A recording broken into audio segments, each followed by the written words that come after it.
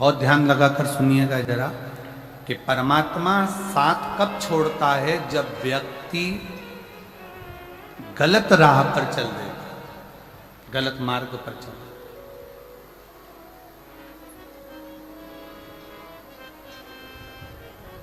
जब वो गलत मार्ग की ओर बढ़ता है, परमात्मा साथ छोड़ देता। देवराज नामक का ब्राह्मण जब तक अपने पत्नी के लिए कमाया, शिव ने साथ दिया। देवराज नाम का ब्राह्मण जब तक अपने बच्चों के लिए कमाया, शिव ने साथ दिया। देवराज नाम का ब्राह्मण जब तक अपने माता पिता के लिए कमाया, शिव ने साथ दिया। देवराज नाम का ब्राह्मण जब तक सत्कर्म की ओर बढ़ता रहा, अपने परिवार, कुटुंब, मित्र, दोस्त सबके लिए कमाया, शंकर ने साथ दिया। पर जब देवराज नाम का ब्राह्मण एक वैश्या का संग पकड़ लिया और वैश्या ने कह दिया कि मुझे राजा के पत्नी के गले में जो हार पड़ा है, वो हार तुझे लाकर देना।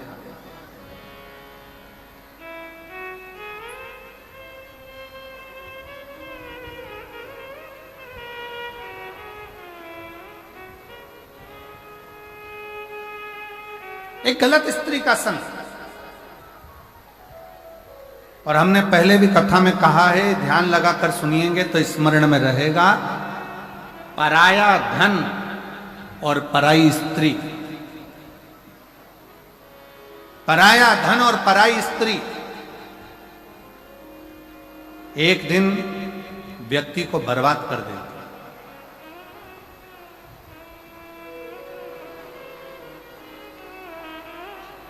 पराया धन और पराई स्त्री एक दिन बर्बादी के सिरे पर ले जाकर छोड़ देती।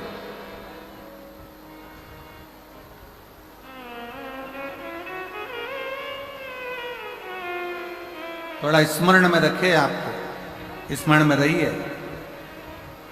करोड़ों का किसी का धन पड़ा हो ना, किसी का वैभव पड़ा हो, करोड़ों की दौलत पड़ी हो ना, वो किसी काम की नहीं। अगर आपकी है तो आप स्वीकार करिए।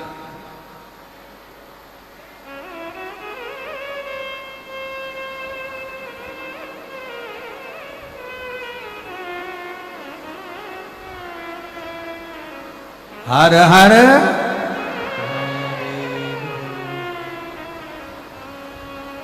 पराया धन और पराई स्त्री अगर स्पर्श मात्र भी हो जाए तो व्यक्ति को बर्बाद करा। माता के गर्भ से भी अगर किसी का जन्म हुआ है ना, तो हंसते हुए नहीं हुआ, हंसते हुए नहीं हुआ। माता के गर्भ से भी अगर किसी का जन्म हुआ है तो वो रोते हुए हुआ है। और स्वयं रामचरितमानस में तुलसी बाबा ने लिख दिया, माता कौशल्या जी राम जी का जब दर्शन करती हैं तो उसी समय पर कहती हैं, माता पुनि बोली सोमति डोली तजऊ ताते हरूपा की जय शिशुलीला अति प्रियशीला यह सुख परम अनुपा। सुनी वचन सुजाना रोदन ठाना। इस संसार सागर में जन्म लिया है तो शिव महापुराण की कथा कहती है, रामचरितमानस कहती है कि संसार में जन्म लेने के बाद थोड़ा ना थोड़ा दुख तो आपकी जिंदगी में आएगा ही, थोड़ा ना थोड़ा दुख अपनी जिंदगी में आएगा ही। पर शिव पुराण की कथा एक बात और कहती है, अगर आपका लगन, आपकी मेहनत, आपकी कार्यशीलता और आपके कर्म की प्रबलता है तो दुनिया में कोई हरा नहीं सकता। आप आगे बढ़कर ही रहोगे और सफलता आपके पास में आएगी। बढ़ो।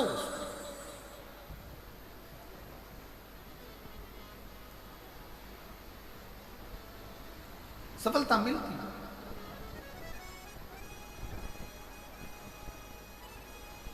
और मेरे भोले तेरा सहारा है, मेरे भोले तेरा सहारा है, मेरी नैया का तू किनारा है, मेरी नैया का तू किनारा है। मेरे बाबा तुझे पुकारा है, मेरे बाबा तुझे पुकारा है, मेरी नैया का तू किनारा श्री शिवाय नमस्तुभ्यं श्री शिवाय नमस्तुभ्यं श्री शिवाय नमस्तुभ्यं श्री शिवाय नमस्तुभ्यं श्री शिवाय नमस्तुभ्यं भोला सब दुख काटो मारा ओ भोला सब दुख काटो मारा। कितना सुंदर कहा है कि डॉक्टर के पास में हड्डी या नस में जो अकड़ हो जाती है उसको समाप्त करने की दवा डॉक्टर के पास होती है।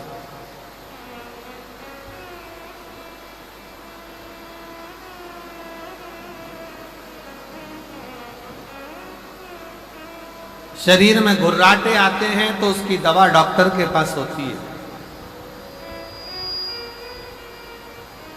परशु महापुराण की कथा कहती है जब शरीर में अकड़ आई तो उसकी दवा डॉक्टर के पास है, घुर्राटे आए तो उसकी दवा डॉक्टर के पास है। पर जब किसी व्यक्ति को बुद्धि की अकड़ हो जाती है, अहंकार की अकड़ हो जाती है और किसी व्यक्ति के जीवन में जब घमंड की अकड़ आ जाती है तो उसका इलाज डॉक्टर के पास नहीं होता।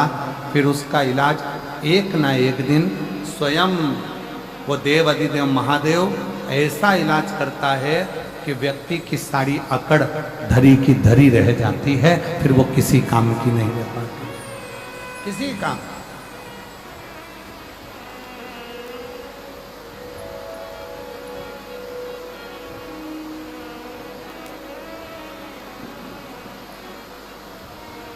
फिर वो किसी कर्म की नहीं, वो किसी काम की।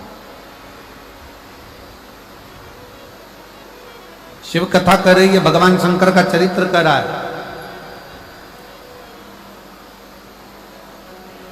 भगवान को पाने के लिए बहुत सारी दौलत या संपदा या धन या वैभव या सत्ता की जरूरत नहीं होती। कोई तुमसे कहे भगवान को 56 भोग लगाओ तो भगवान को 56 भोग की भी जरूरत नहीं होती। जो दुनिया के लोगों का पेट 10,000 ब्राह्मण का पेट आधा चावल का दाना झूठा द्रौपदी के घर का खा लेता है और 10,000 ब्राह्मणों का पेट भर देता है, 10,000 ब्राह्मणों का उदर भर देता है, जरा विचार करिएगा, उसको तुम्हारे 56 भोग की जरूरत नहीं। कोई कहे कि भगवान को पीतांबर दे दो, भगवान को अंबर दे दो, भगवान को वस्त्र दे दो, भगवान प्रसन्न हो जाएंगे। जो एक उंगली उठाकर द्रौपदी को 9,999 वस्त्र दे सकता है, उसको तुम्हारे वस्त्र की भी जरूरत नहीं। और जो स्वयं रत्नाकर का जमाई हो, समुद्र का जो दामाद हो,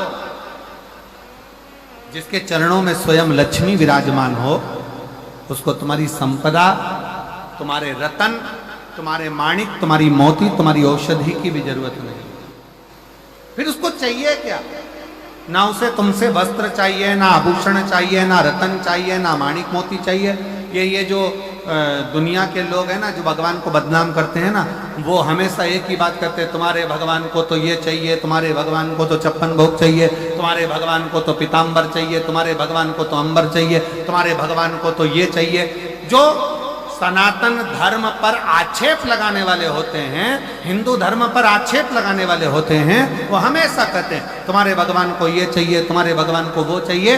पर शिव महापुराण की कथा कहती है मेरे शंकर भगवान को, कहीं शिव पुराण में ये नहीं लिखा कि शंकर भगवान को तुम्हारा वस्त्र चाहिए या तुम्हारा आभूषण चाहिए या तुम्हारा रतन चाहिए या तुम्हारा माणिक चाहिए। शिव महापुराण में केवल एक चीज लिखी है कि कि भगवान शंकर को तुम्हारा मन, तुम्हारा दिल, तुम्हारा हृदय चाहिए। निर्मल मन सो मोहि पावा। तुम्हारा धन वैभव नहीं।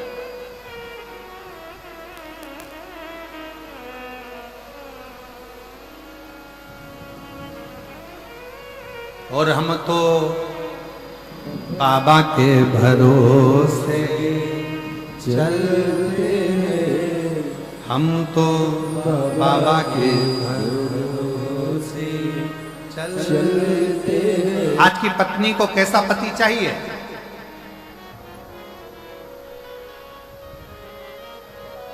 अब जिनको मिल गया वो तो जो मिला वही श्रेष्ठ है। पर आज के जमाने में अगर पूछा जाए कि एक पत्नी को कैसा पति चाहिए, तो कहा महाराज जी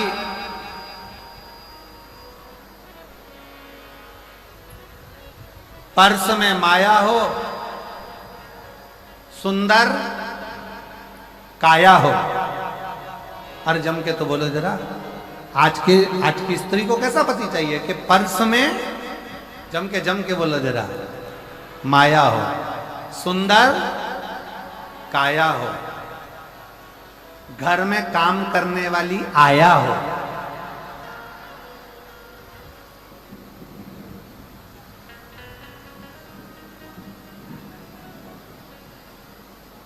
और पत्नी आवाज लगाए और पति चिल्लाकर बोले मैं आया।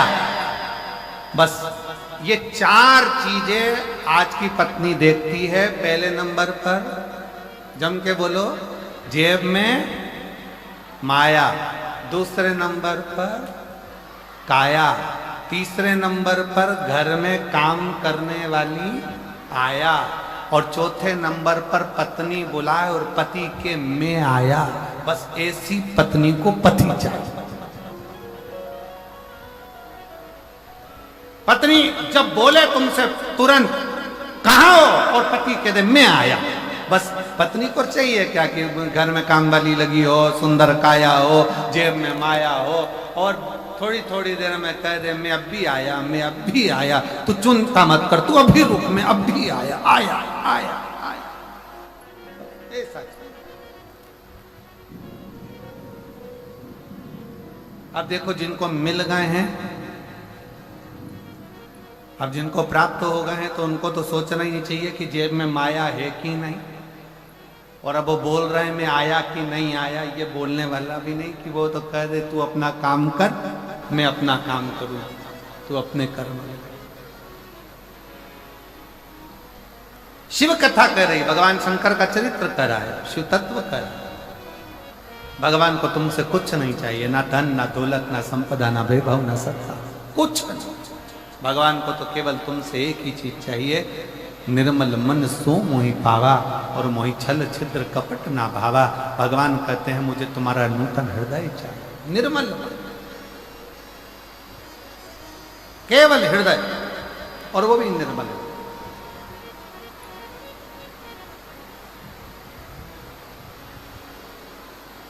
और देखो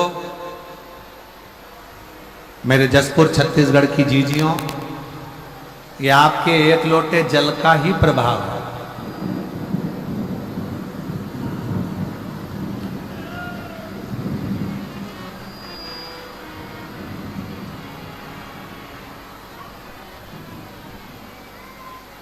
अच्छा बोलो, ईमानदारी से बोलो रे जसपुर वालों, आप इतने बड़े मेरे मदेश्वर महादेव का अभिषेक कर सकते थे क्या? जम के बोलो जरा, जम के। नहीं। और आज कथा चालू हुई है तो भगवान तो स्नान कर कर आराम से नहा धोकर फिर बैठेंगे ना, तो भगवान शंकर ने अपनी व्यवस्था खूब कर दी। और ऐसे ही नहीं करिए नगाड़े बजा बजा के दे गराज, खूब जोर, और खुद तो नहाए, साथ में पूरे ग्राउंड में देख लो जरा, पूरा ग्राउंड भरा पड़ा हुआ है जल ही जल से। और मैं आपको भी नमन करता हूं, आपकी भक्ति को नमन करता हूं जो दिल से आपने कथा चालू हुई तब से लेकर अभी तक लगातार बारिश हो रही है, लगातार बादल गरज रहे हैं और हवा चल रही है। उस बीच में आप लोग इतने प्रेम से, हम कहेंगे टीवी पर जितने लोग कथा देखना, जरा देखो नजारा कि कितना कितना पानी लगातार पंडालों में बह रहा है, तो भी आप लोगों की अविरल भक्ति, शिव तत्व आपके हृदय में विराजमान। शिव तत्व,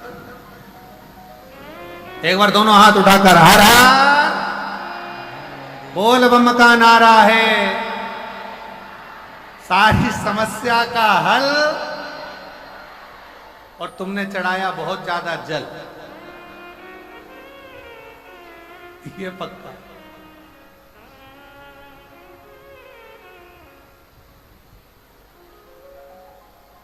शिव कथा कर रही है भगवान शंकर का चरित्र।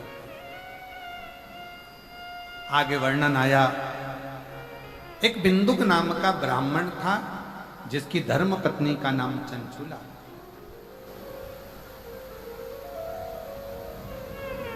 जिसकी पत्नी का नाम चंचुला। और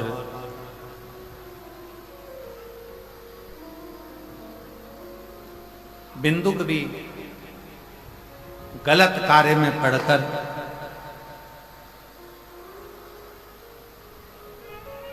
पानी में डूबकर मर गया, प्राण छूट गया। चंचुला देवी को लगा पति चले गया, बड़ी दुखी हो गई, बड़ी। गांव के लोगों से पूछा कहां जा रहे हो? कहा काशी जा रहे हैं।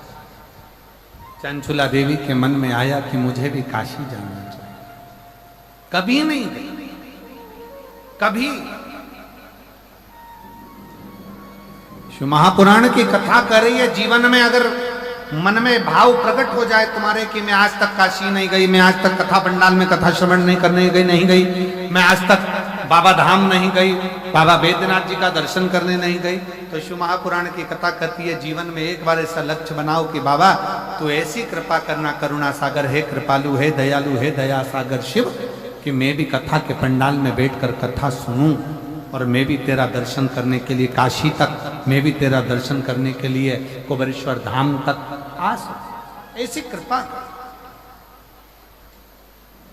एक पत्र है बड़ा सुंदर, देखिए।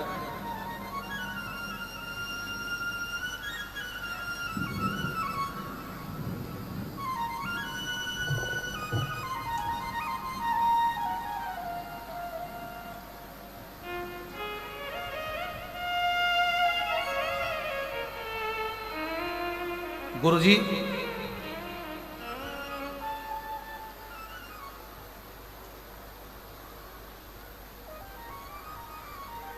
मैं खरसिया जिला रायगढ़ छत्तीसगढ़ से आई हूं। कहीं बैठी हूं। दो पत्र हैं, बड़े अच्छे अच्छे पत्र। किसी ने एक पत्र तो एक बहन ने लिखा,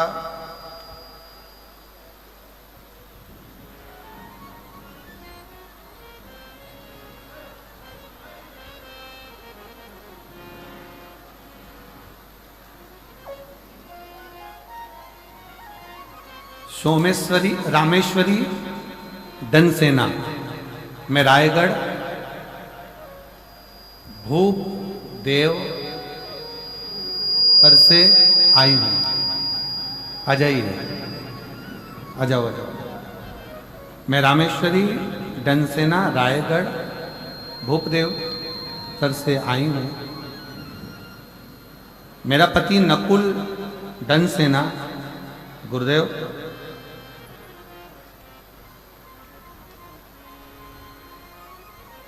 2023 में मेरे पति को तकलीफ हुई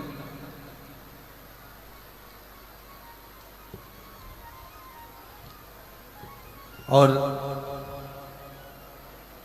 सारे डॉक्टरों का इलाज करवा लिया पर कोई आराम नहीं लगा। आखिरी में मेरी बहन, छोटी बहन ने कहा कि एक काम करो कि तुम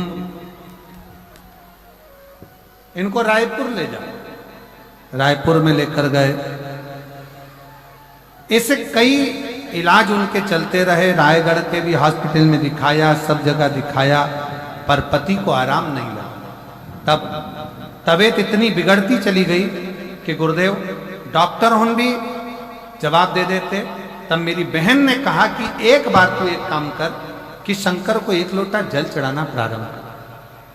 मैं नहीं जानती थी कि शिव को जल चढ़ाने का क्या लाभ है। शिव जी को जल चढ़ाना प्रारंभ करा, जल लाती, पिला देती। आज बाबा को धन्यवाद देने के लिए आई हूं, जहां डॉक्टरों ने हाथ ऊंचे कर दिए थे, आज मेरे बाबा ने मेरे पति को पूर्ण तरह से स्वस्थ कर दिया है। मैं बाबा को प्रणाम करने के लिए यहां पर आई हूं। गुरुदेव शिव शिव है,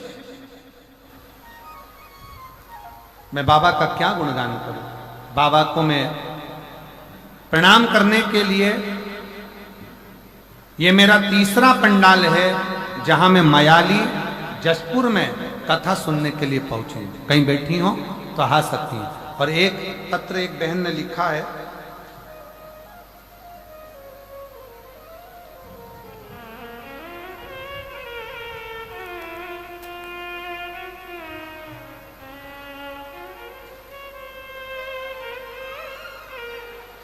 खरसिया जिला रायगढ़ से एक प्रश्न है, अच्छा प्रश्न है आप लोगों के लिए भी और हमारे लिए भी।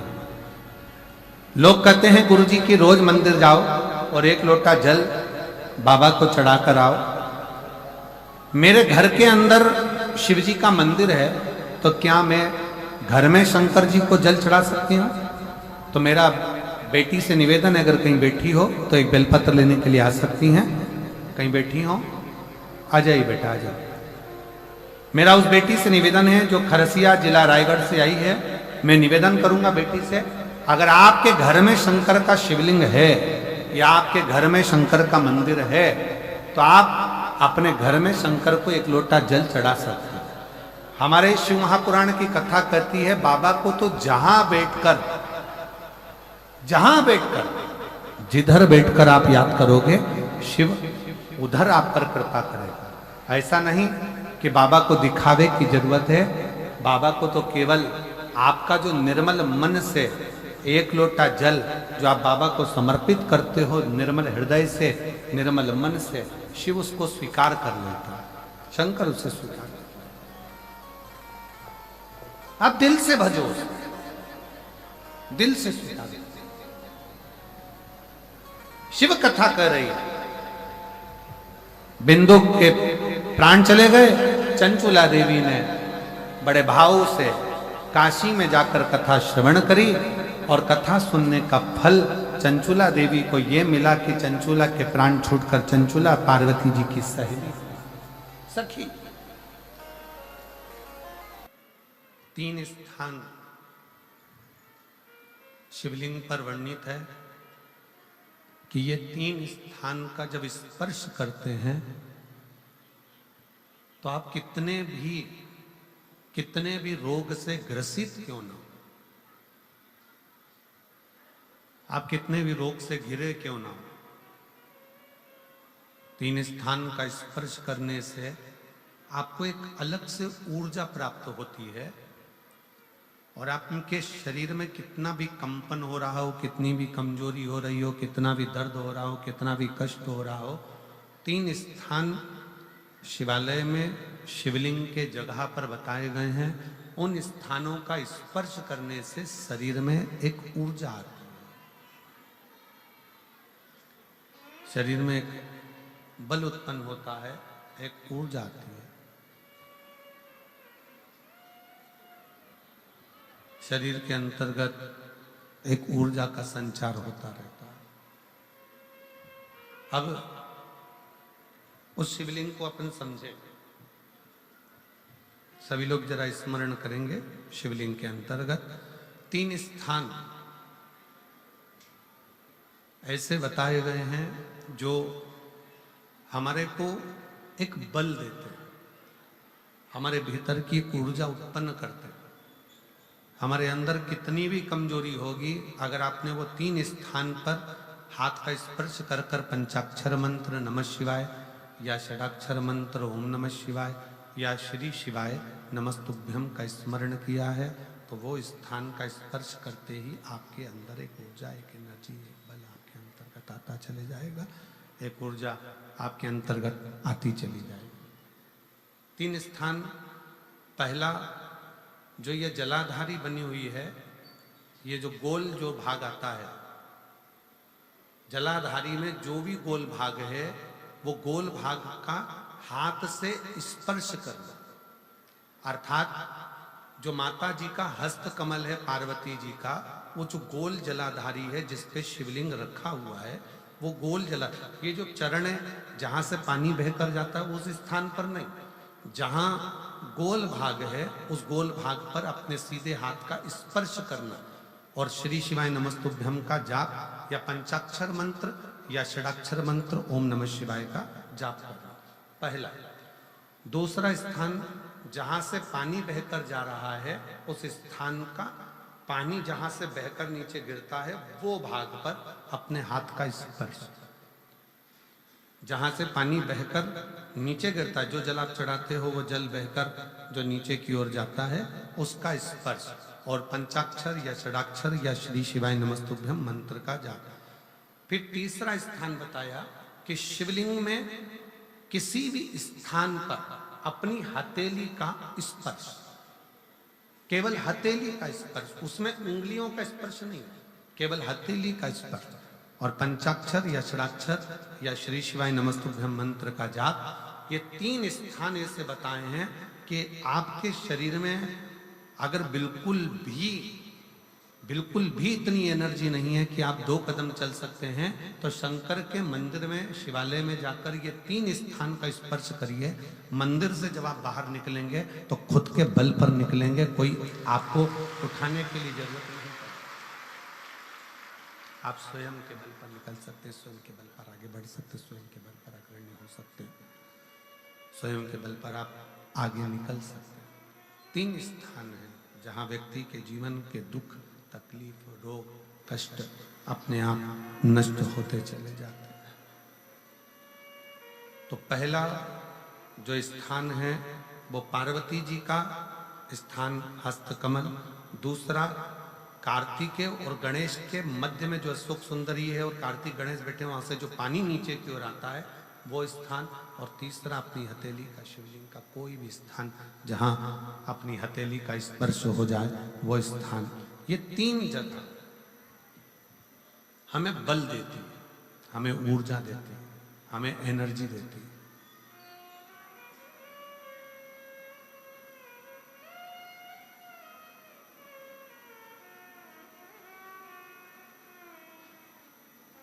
और एक निवेदन और,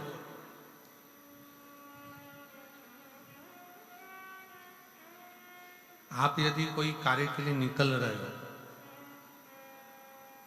कोई कार्य करने के लिए जा रहे हो और आपका मन उस कार्य में डामाडोल हो रहा है, ये होगा कि नहीं होगा, सफलता मिलेगी कि नहीं मिलेगी, मैं कोर्ट में जा रहा हूँ या पैसी पर जा रहा हूँ, या कोई जमीन का लफड़ा है या कोई प्रॉब्लम है, इसमें सफलता मिलेगी कि नहीं मिलेगी। जब आपके 2 मन, और ऐसा तो संसार में कोई जन्मा ही नहीं जिसके 2 मन ना हो। घर से कथा सुनने निकलते हो तो 2 मन हो जाते हैं, आज पीली साड़ी पहन के जाऊं कि नीली पहन कर जाऊं, 2 मन जब भी हो जाते हैं। भोजन करने बैठते हो तो भी 2 मन हो जाते हैं, दाल खाऊं कि गोभी की सब्जी से पहला टुकड़ा खाऊं, रोटी का पहला टुकड़ा जब तोड़ने का नंबर आता है तो सोच में आता है कि इससे खाऊं कि इससे खाऊं कि इससे खाऊं, 2 मन तो वहां पर भी। किसी के यहाँ शादी में गए, किसी के यहाँ शादी में पहुंचे और शादी में पहुंचकर वहां बहुत सारे स्टॉल लगे हैं, खाने की बहुत सारी व्यवस्था करी गई है, फिर 2 मन हो जाते हैं कि मैं पहले चाउमीन खाऊं कि पानी पतासा खाऊं, गोलगप्पा खाऊं कि छम्मक लड्डू खाऊं, कि मैं जलेबी खाऊं कि क्या प्रसाद। मन 2 हर जगह।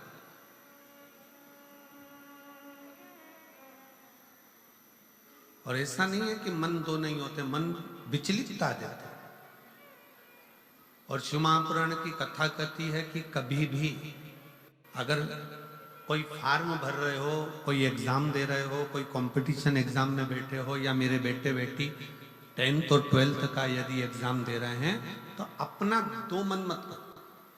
तुम एक मन बनाओ कि मैं इस एग्जाम में बैठ रही हूं और मेरा विश्वास कहता है कि मैं शंकर पर पूरा भरोसा करती हूं और मैंने रात दिन पढ़ाई करी है, तो मैं पास होकर मानूंगी, तो वो पास होकर ही मानूंगी।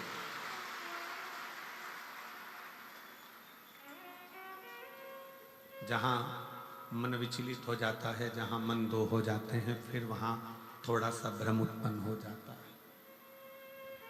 फिर थोड़ा सा भ्रम उत्पन्न हो सकता है।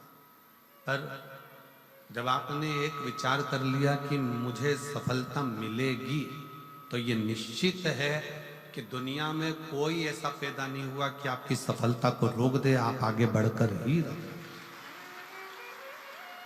और एक निवेदन और है, मान लो किसी कारणवश सफलता नहीं मिली और आप सफल नहीं हुए, तो चिंता मत करना, चिंता करने की जरूरत नहीं है। एक बार अगर एग्जाम दिया, एक बार अगर अपन फील्ड में उतरे और एक बार में सफलता नहीं मिली, तो चिंता मत करो। ये मत सोचो कि पीछे हट गए। शिव महापुराण की कथा में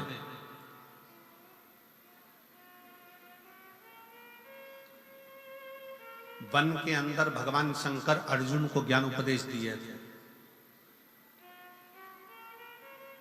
जिस समय पर एक सुअर, जंगली सुअर भागता जा रहा था, और उस समय पर जब बाण छोड़ा गया था, तब भगवान शंकर ने अर्जुन को उपदेश दिया कि अर्जुन,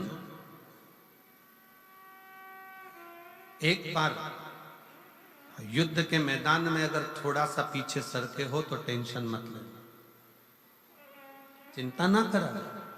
एक कंपटीशन एग्जाम में आप बैठे हो, एक एग्जाम आप दे रहे हो और उस एग्जाम में सफलता नहीं मिल रही है।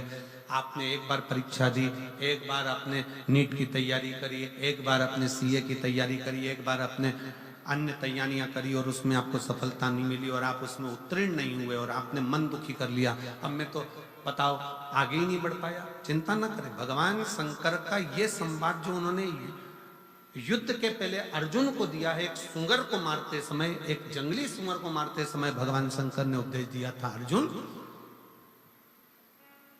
तीर को बहुत दूर भेजना है ना, तो तीर को थोड़ा सा पीछे खींचना पड़ेगा। उसी तरह यदि एक बार तुम्हें सफलता नहीं मिली, एक बार तुम उत्तीर्ण नहीं हुए, तो ये मत सोचना कि तुम उत्तीर्ण नहीं हो गए। भगवान शंकर ने तुम्हें लंबी दूर फेंकना चाहते थे, इसलिए तुम्हें थोड़ा सा पीछे खींच लिया है और जमकर कर। शिव ने, आपने बहुत मेहनत करी, आपने बहुत परिश्रम करा, आपने दुनिया के लिए सब कुछ करा हो, और मान लो उसके बाद भी आपके जीवन में अगर तकलीफ आकर खड़ी हो गई, मान लो कहीं ना कहीं दुख आकर खड़ा हो गया, मान लो आप उस एग्जाम में, उस कंपटीशन में आप आगे नहीं निकल पाए, समझ लेना कि मेरे तारा बाबा ने, मेरे तारकेश्वर महादेव ने, मेरे कुबेर भंडारी ने आपके लिए कुछ अच्छा सोच कर रखा है, इसलिए वो पीछे खींचा है। और पीछे खींचा है इसका मतलब ये मत समझना कि तुम्हें पीछे रख दिया है। उसने तो अभी तुम्हें धनुष पर चढ़ाया है, और चढ़ाने के बाद मेरा शंकर जब छोड़ेगा तो फिर इतना आगे निकल जाओगे कि दुनिया तुमको देखती रह जाएगी कि तुम किस मंजिल तक। वो पीछे खींचता है, वो पीछे खींच रहा होता है।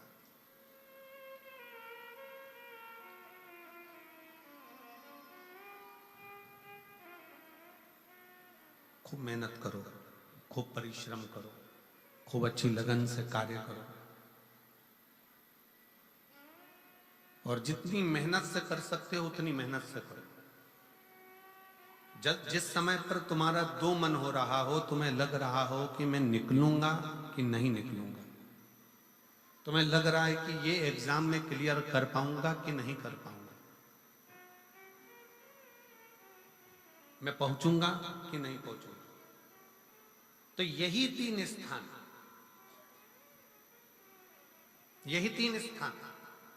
तीन अक्षत को इन तीन स्थान पर ही रखा जाता है। जो तीन स्थान अभी आपको बताए हैं, एक माता पार्वती जी का गोल स्थान हस्तकमल स्थान, दूसरा जहां से पानी बहकर नीचे की ओर जा रहा है उसी विराम स्थल पर, और तीसरा शंकर भगवान के शिवलिंग पर। ये तीन स्थान तीन अक्षत से पूर्ति कर देते।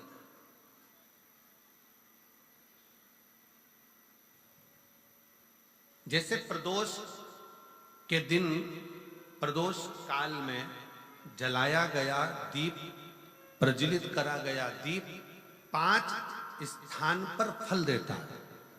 कितने स्थान पर फल देता है? 5 स्थान पर।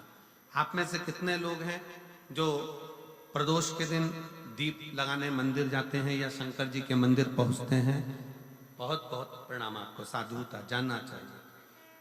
अपना प्रदोष के दिन, प्रदोष काल में लगाया गया दीपक 5 स्थान पर फल देता है। पहला स्थान, अगर हमको या हमारे परिवार में किसी को काल सर्प दोष है तो हमारा प्रदोष का लगाया गया दीपक कहीं पूजन मत कराओ, वो दीप जलाने से ही काल सर्प दोष समाप्त होता चले जाता है। दूसरा स्थान, पितृदोष। अगर किसी ने कह दिया कि तेरे घर में पितृदोष है, तेरे घर में, कई लोग बता देते हैं कि तुम्हारे घर में, कई माताएं पूछती हैं मेरे घर में बेटा नहीं, मेरे घर में 3 बेटी हो गई, 4 बेटी हो गई, 5 बेटी हो गई, बेटा नहीं है, बेटा नहीं, तो किसी ने कह दिया पितृदोष है।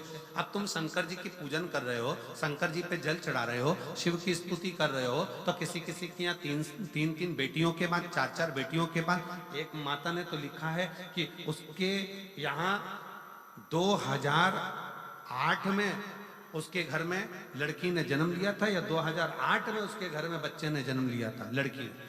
उसके बाद फिर लड़की ने जन्म लिया, और उसके बाद उसके घर में कोई पुत्र का योग नहीं बना। तब उसने प्रदोष के समय पर शाम को दिया लगाना प्रारंभ करा, और 2008 में बच्ची जन्मी थी, और अब 2024 में उसके घर में लड़के ने जन्म लिया।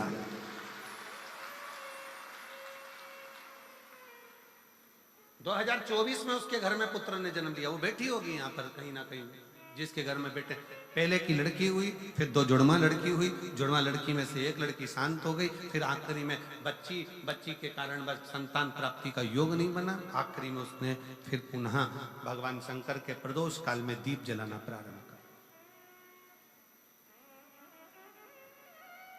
कहीं बैठी हो तो हाथ हिला सकती हैं, अगर कहीं बैठी हो।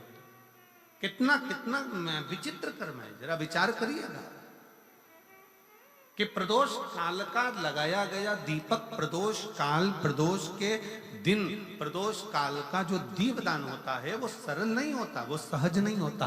5 स्थान की पूर्ति करता है। पहला, जम के बोलो, पहला स्थान किस चीज के लिए? काल सर्पदोष के लिए। दूसरा, पितृदोष। कैसा भी तुम्हें कोई पितृदोष बता दे, कितना भी तुमसे कोई कह दे कि तेरे घर में पितृ का दोष है, तेरे घर में ये दोष है, अगर आप प्रदोष के दिन, प्रदोष काल में, अर्थात सूर्य अस्त के समय के 2:45 तक का जो समय होता है, 2 घंटे के समय का, उसके अंतर्गत अगर आप प्रदोष काल के समय में भगवान शंकर को दीप लगाने के लिए अगर पहुंचे हो तो वो आपको फल देगा ही, पितृ दोष का निवारण होगा ही। चाहे तुम कुछ करो चाहे मत करो, वो पितृ की शांति करा दे। दूसरे नंबर पर है पितृदोष। तीसरे नंबर पर है वास्तु दोष। हमारे घर का, अब एक बहुत सावधानी से श्रवण करने वाला विषय है।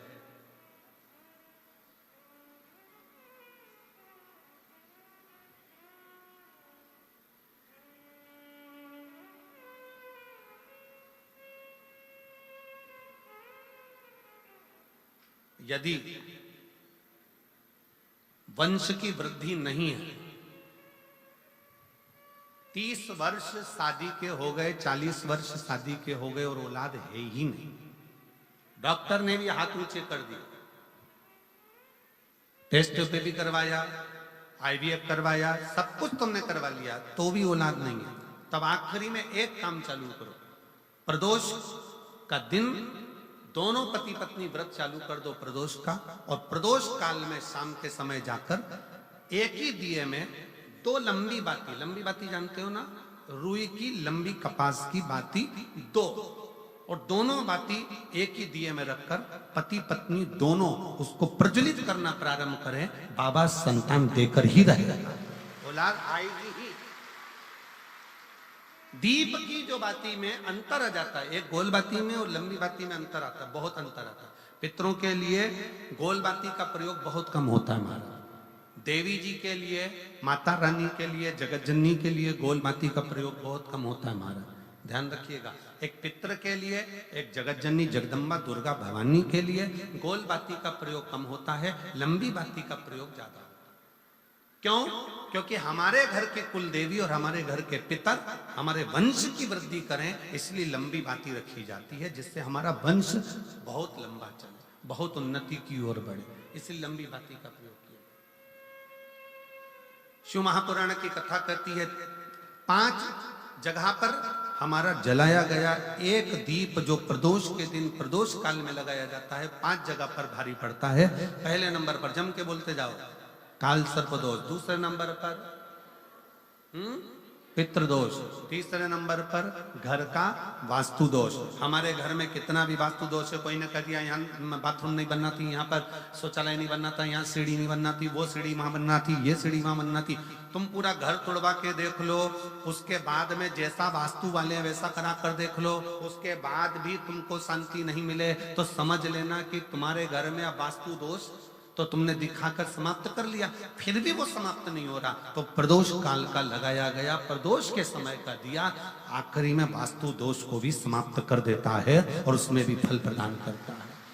काल सर्प दोष, पितृदोष, वास्तु दोष। चौथे नंबर पर 1 रुपया कमाया, 1.25 रुपये खर्च हुआ, पैसा आया गया। ये चौथे नंबर का व्यापार में थोड़े दिन दुकान अच्छी चली, थोड़े दिन बैठ गए, थोड़े दिन काम चला, थोड़े दिन बैठ गए, गाड़ी चली थोड़े दिन फिर बैठ गए, अर्थात हमारी फैक्ट्री थोड़े दिन चली फिर बैठ गए, कहीं ना कहीं तकलीफ, थोड़े दिन खाते थोड़े दिन रोते वाला चल रहा है। तो प्रदोष काल का, प्रदोष के समय का दिया इस दुख को समाप्त कर कर रेगुलर एक जैसी सांझी, एक जैसी लक्ष्मी की वृद्धि करते चले गए, प्रदोष काल का। और 5वें नंबर का प्रदोष काल का दिया, प्रदोष समय का दिया 5वें नंबर पर रोग का निवारण का, रोग निवारण।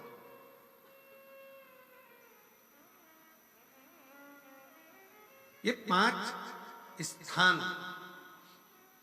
जो बताए गए हैं प्रदोष काल के दिन, प्रदोष के दिन दीप प्रज्वलन के। और अब की बार की जो शिवरात्रि आ रही है, बाबा देवाधिदेव महादेव की बड़ी कृपा है उस पर, बहुत करुणा। 25 तारीख को प्रदोष और 26 तारीख को शिवरात्रि। अब जरा प्रदोष के पर्यांत की, प्रदोष के बाद की बिल्कुल लगी हुई पीठ से जो शिवरात्रि होती है, वो शिवरात्रि अगर उस शिवरात्रि का व्रत, साधना, तप, भजन, संसार का मनुष्य कर लेता है तो जिंदगी में उसने कोई व्रत किए ना किए हों, अगर एक व्रत शिवरात्रि का, प्रदोष की पीठ से लगी हुई शिवरात्रि का अगर कर लेता है तो उसको पूरे जीवन के व्रत का पुण्य फल प्राप्त हो। एक व्रत शिवरात्रि का प्रदोष पर्यांत की, अर्थात प्रदोष की पीठ से जुड़ी हुई। अब अगर आप कोई ब्राह्मण से, अगर कोई विद्वज्जन से, कोई पंडित जी से आप पूछेंगे प्रदोष कितनी बजे लग रहा है, वो बताएंगे फिर प्रदोष लगने के बाद प्रदोष कब समाप्त हो रहा है, तो जिस दिन 26 तारीख हो रही है उसमें लगाया, दोनों की पीठ मिल रही, दोनों।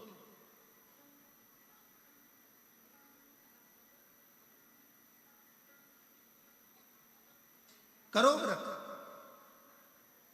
आपने कितनी भी एकादशी के व्रत करे हो, कितनी भी द्वादशी के व्रत करे हो, कितनी भी चतुर्थी व्रत करे हो, कितनी भी तीज व्रत करे हो, कितनी भी अष्टमी का व्रत करा हो, कितनी भी नवरात्रि के व्रत करा हो, कितनी भी तीज का व्रत करा हो, चाहे दुनिया के कितने भी व्रत आपने करे हो, अगर आपने एक महाशिवरात्रि का व्रत नहीं करा तो कोई व्रत का पुण्य फल आपके खाते के अंतर आ नहीं पाता। शिवरात्रि के व्रत की इतनी मूलता है। पर एक निवेदन है, अगर कोई बुजुर्ग है, कोई बीमार है, कोई बूढ़ा व्यक्ति है, बहुत बीमार है, तो उसको निवेदन है आप व्रत ये नहीं कि 24 घंटे का करो, आप व्रत 2 घंटे का कर लो, 1.5 घंटे का कर लो, 1 घंटे का कर लो, 15 मिनट का करो। पर निवेदन है कि जो बीमार व्यक्ति है वो आधे घंटे, 1 घंटा, 2 घंटा, 6 घंटा, 15 मिनट पर शंकर की शिवरात्रि का व्रत ये विचार कर करना। बहू बेटा नाते रिश्ते सबको कह देना। कोई बीमार व्यक्ति है ना, वो भी कह दे कि देख बेटा मेरा व्रत है।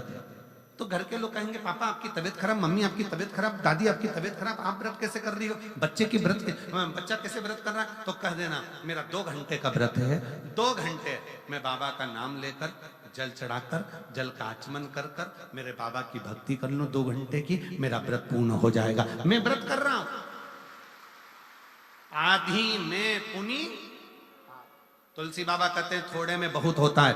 आपके व्रत अगर कोई बीमार है उसके लिए, अगर कोई कष्ट है शरीर में उसके लिए ऐसा व्रत है। बाकी के सभी के लिए तो वही व्रत शिवरात्रि का पूर्ण व्रत है जिसमें भगवान शंकर की विरल भक्ति को हम प्राप्त करें।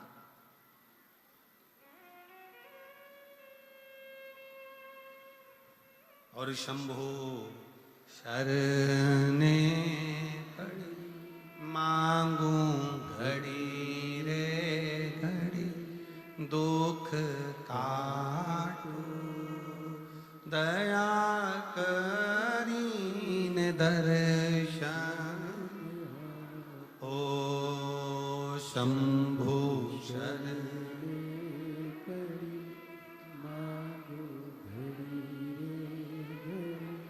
दुख काटू दया करीन दर्शन। भगवान शंकर की अविरल भक्ति को धारण करिए, शिव तत्व को धारण करिए, शिव उपासना को धारण करिए।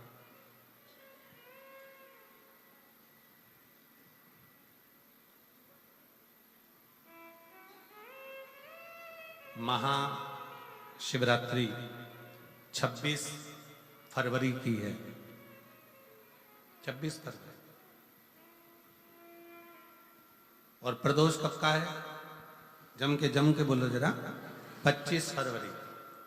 25 फरवरी को भी शाम के समय प्रदोष काल में बाबा का दीप लगाइए, प्रार्थना करिए और 26 तारीख का व्रत करिए बिना संकोच। और जिसके घर में शंकर भगवान के व्रत के लिए अगर झगड़ा हो रहा है तो निवेदन है व्रत बिल्कुल मत करिए।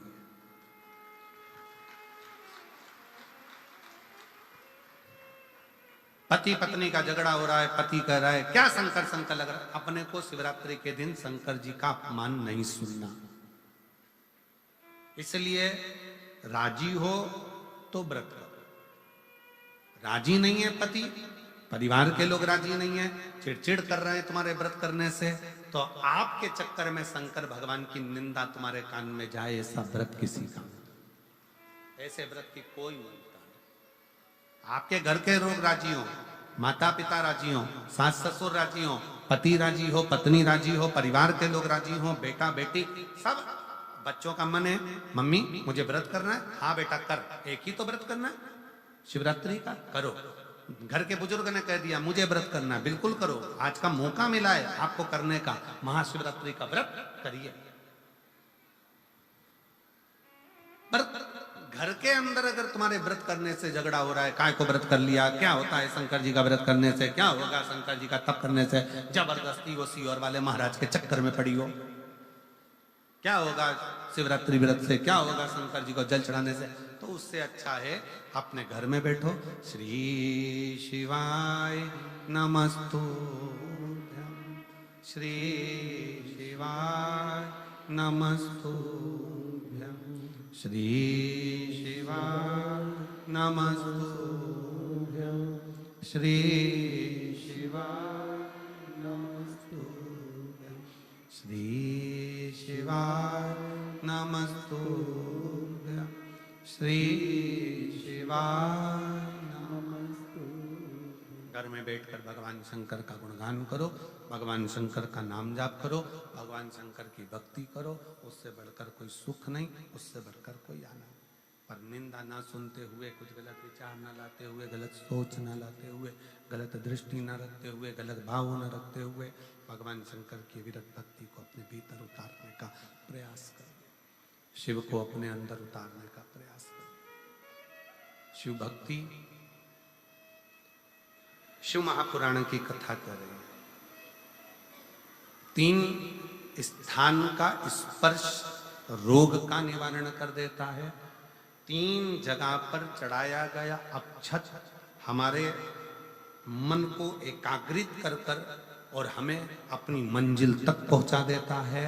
और प्रदोष और शिवरात्रि के मिलन का महोत्सव हमारे जीवन को आनंदता देता है, आनंद।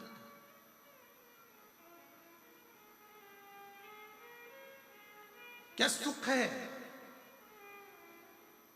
आपके यहाँ तो सिरसा वालों को तो बड़ी बड़ी बधाइयां हम दें कि सिरसा की पवित्र भूमि पर तारकेश्वर महादेव विराजमान है। कम से कम 1 लोटा चढ़ाने के लिए, जल के लिए आप हृदय से पहुंच तो जाते हो। यहाँ तारकेश्वर महादेव विराजमान है। तारकेश्वर महादेव बेटे, आवाज सेठ नहीं है, गला पकड़ रहा है, सेठ करिए उसको। तारकेश्वर महादेव जी यहाँ विराजमान है। भगवान शंकर स्वयं विराजित, शिव शिव, शंकर शंकर। मैं माननीय गोपाल जी कांडा जी से कहूंगा, गोपाल जी जैसे भक्त यहाँ बैठकर कथा को सुन रहे हैं, कुबरेश्वर धाम पर आज से शिव भक्त पहुंचना चालू हो गए। और जिसमें 26-25 तारीख से कार्यक्रम है, 25 तारीख से रुद्राक्ष महोत्सव, 25 फरवरी से चालू होगा। पर लोगों का विश्वास ऐसा होता है, जैसे इस पवित्र प्रांगण में आप लोग बैठे हो। कल हम देख रहे थे कि गोविंद जी उधर जहां राम जी की मूर्ति है, राम बगीची जहां बनी है, कल हम देख रहे थे कि 9 पंडाल, 6 पंडाल तो पहले लग चुके हैं। ये सारे पंडाल अगर पूरे तारा बाबा की कुटिया में गिने जाएं तो 6 पंडाल तारा बाबा की कुटिया में कथा से भर चुके हैं। और 3 पंडाल कल और बनाए गए, ऐसे मिला के 9 पंडाल तारा बाबा की कुटिया में लगा। कल गोविंद जी मां खड़े होकर पंडाल बनवा रहे थे, आगे रहकर सब दुर्वो विच्छाद करवा रहे थे बैठने के, विचार कर।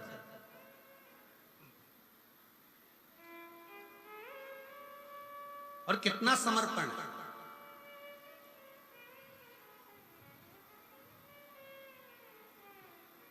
गोपाल जी, हम इतनी कथाएं करते हैं, साल भर कथाओं का क्रम रहता है।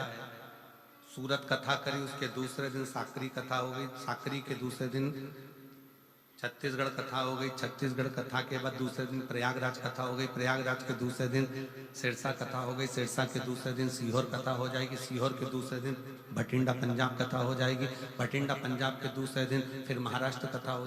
कथा रोज चलती। पर तारा बाबा की कुटिया में जो व्यवस्थाएं देखने को मिलती है कि जिनके पास में अगर ओढ़ने का कम्बल भी नहीं होता है ना, तो रात्रि के समय पर उनको देखकर उनके तन पर कम्बल भी उड़ा दिया जाता है कि इसको आप आराम से सो। इसको शिव भक्ति कहते हैं। ये दिखावे से परे है, दिखावे से परे।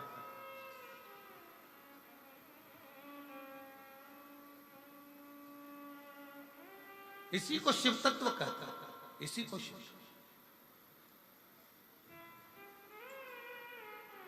भोजन भंडारा सुबह से चालू हुआ, शाम तक चलता रहा। खूब आनंद के साथ लोग प्रसाद पा रहे हैं। सुंदर सुंदर व्यवस्थाओं के साथ में व्यवस्थित हर चीज रखी गई। और एक एक ये 9 पंडाल जो लगाए गए हैं, ये 9 पंडाल को संभालने के लिए भी कार्यकर्ताओं की टीम पूरी की पूरी संभालने के लिए ये तारा बाबा की कुटिया की जो पूरी टीम है उसने पूर्ण रूप से इसको संभाला। इसकी प्रशंसा। और शंभु शरणे पड़ी मांगू घड़ी रे घड़ी दुख काटो दया करीन दर्शन। ओ शंभु शरणे मांगू घड़ी रे घड़ी दुख काटो दया करी न दर्शन। शिव तत्व इसी को कहते। और जितने नौ पंडाल में शिव भक्त भरे पड़े हुए हैं उनको एक निवेदन जरूर करूंगा, आप चिंता मत करना। आप मेरे बाबा की कथा को ग्रहण करने के लिए आए।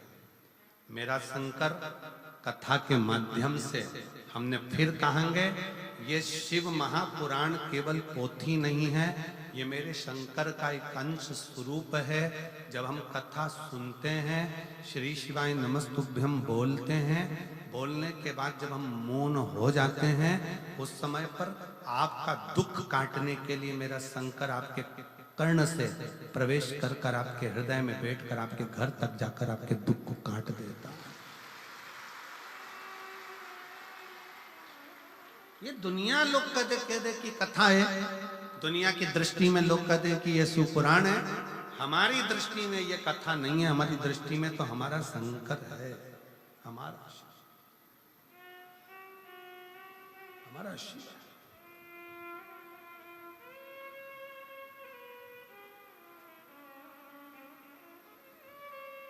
शिव शिव है। और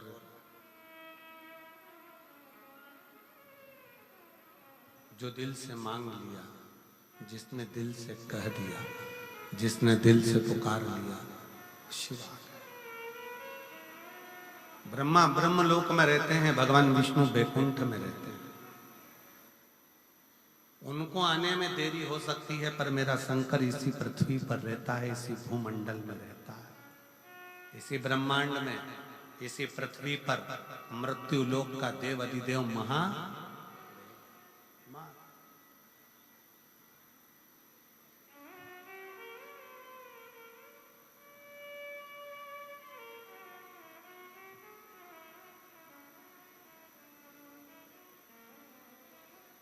गोपाल जी, लोग कहते हैं गुरुजी आप वहां कैलाश मानसरोवर की यात्रा करे हो कि नहीं करे हो?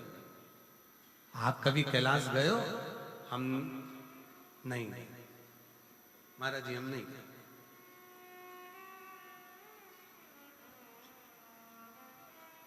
हम नहीं गए।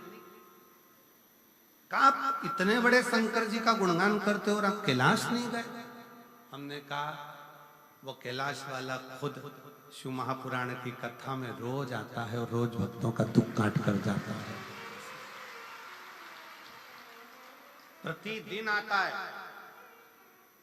लोग कहते हैं कि शिव महापुराण सुनने के लिए केवल शिव भक्त आते हैं, पर हमारा विश्वास कहता है कथा के पंडाल में जिस स्थान पर शिव पुराण की कथा होती है, उस स्थान पर, उस पुराण की साक्षी में, शिव महापुराण में 7 दिन लगातार रोज प्रतिदिन मेरा शंकर स्वयं शिव पुराण में लिखा। शिव महापुराण के उमाखंड में भगवान शंकर कहते हैं, और जिस समय पर शिव महापुराण की विद्येश्वर संहिता में वर्णन किया, तुमरुका जी कथा कहते हैं, ईश्वर जी और गोरा जी, शंकर जी और पार्वती जी यजमान बनते हैं।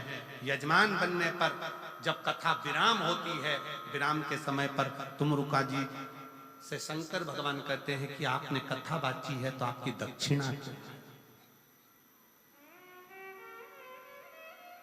आपने कथा बाची है तो आपकी दक्षिणा क्या है?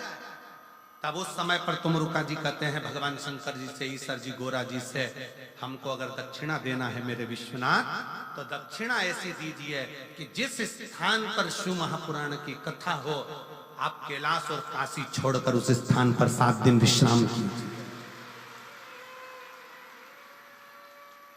ये ईश्वर जी और गोरा जी ने भगवान तुमरुका जी को वचन दिया है, तुमरुकेश्वर को वचन दिया है, तुमरुका जी को वचन दिया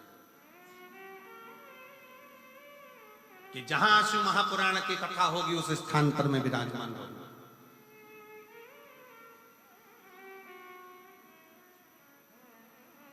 मैं स्वयं उस स्थान पर।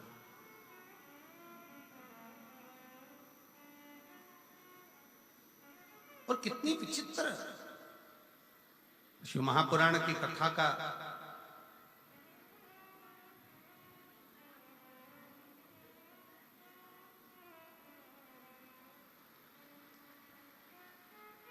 शिव महापुराण के विचारों का, शिव महापुराण का स्मरण दुनिया तुमसे कह दे कि हम कथा सुनने जा रहे हैं।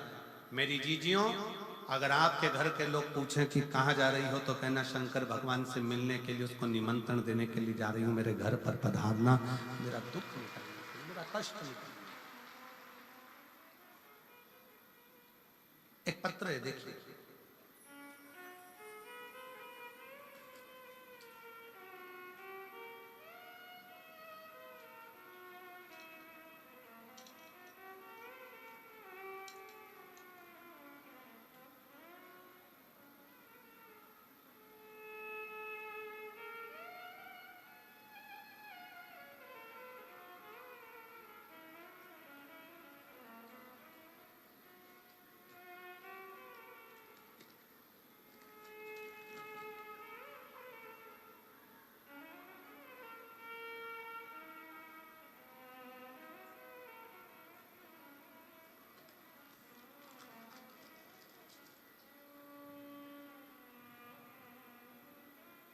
मेरा नाम गीता देवी, मेरे पति का नाम नवीन कुमार है। मेरा गांव गंगवा, जिला हिसार की रहने वाली हूं। आप ही हैं? आ जाइए, बेलपत्र लेकर जाइए, आ जाओ। सबसे पहले गोपाल जी कांडा जी को धन्यवाद देती हूं कि उन्होंने हमें दूसरी बार शिव पुराण सुनने का मौका दिया है। जिन्होंने इतनी सुंदर कथा सुनने का हमें मौका दिया। एक लोटे जल व शिव कथा का क्या वर्णन करूं गुरुदेव। 2018 से सरकारी नौकरी की तैयारी कर रही थी, पर बाबा ने मुझे आज 2024 में सरकारी नौकरी दी है। गुरुदेव, मैंने जितनी जगह पर अभी ज्योतिषों को दिखाया, सबने कहा था कि तुम्हारी किस्मत में सरकारी नौकरी नहीं है। मैंने आस छोड़ दी थी। तब एक बार मैं अपने माई के गांव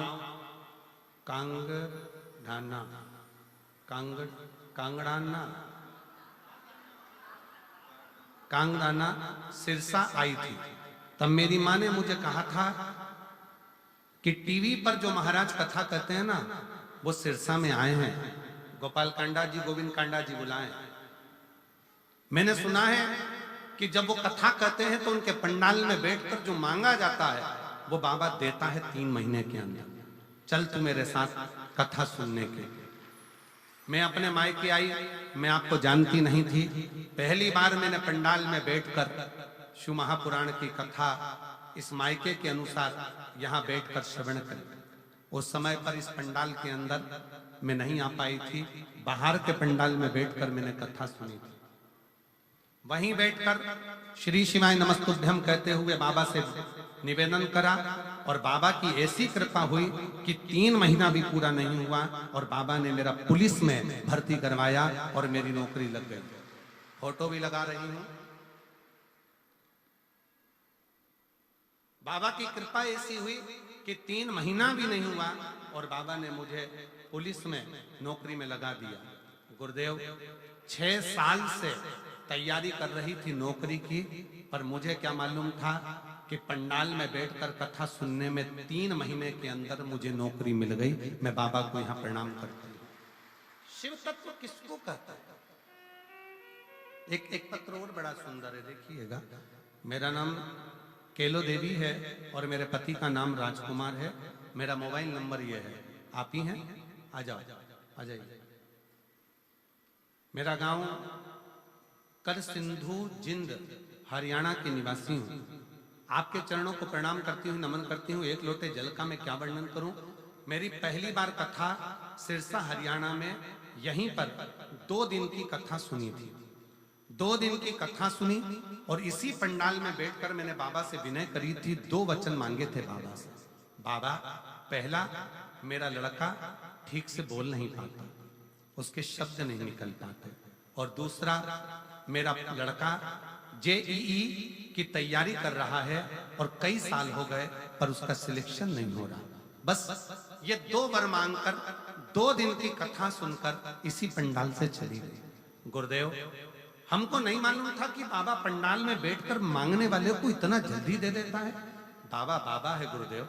मेरे लड़के ने मुझसे कहा, माँ क्या सही में मेरी आवाज ठीक हो सकती है? क्या मैं पूरा बोल सकता हूँ? क्या मेरी आवाज पूर्ण हो जाएगी? क्या मैं सही सबके जैसा बोल पाऊंगा? तब मैंने अपने लड़के को कावड़ भरने के लिए सीहोर भेज दिया। कावड़ भरकर आया सीहोर की, और वहां से आने के बाद रुद्राक्ष लेकर आया। रुद्राक्ष लाने के बाद मेरे बेटे की आवाज 90% आवाज पूरी ठीक हो गई। जैसे ही कावड़ भरकर आया और रुद्राक्ष लेकर आया, 90% आवाज ठीक हो गई। और बाबा की ऐसी कृपा हुई कि मेरे बेटे का जो दूसरा वर मांगा था जेई में सिलेक्शन, आज मेरे बेटे का 99.14 के प्रतिशत से मेरे बेटे का जेई माइंस में रिजल्ट आ गया है। और मेरा बेटा आज सरकारी कॉलेज में पढ़ रहा है। मैं बाबा को धन्यवाद देने के लिए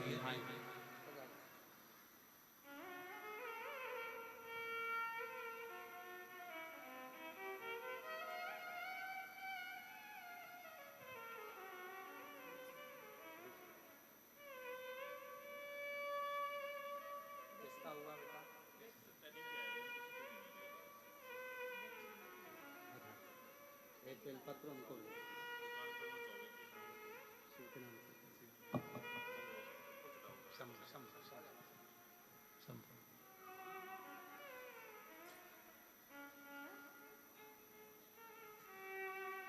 शिव तत्व शंकर की कथा, शिव महापुराण, शंकर की उदारता, शिव नाम, इसी का सार दुनिया के लोगों को लगता है शिव तत्व में है क्या, शिव पुराण में है क्या, शंकर के गुणगान में है क्या।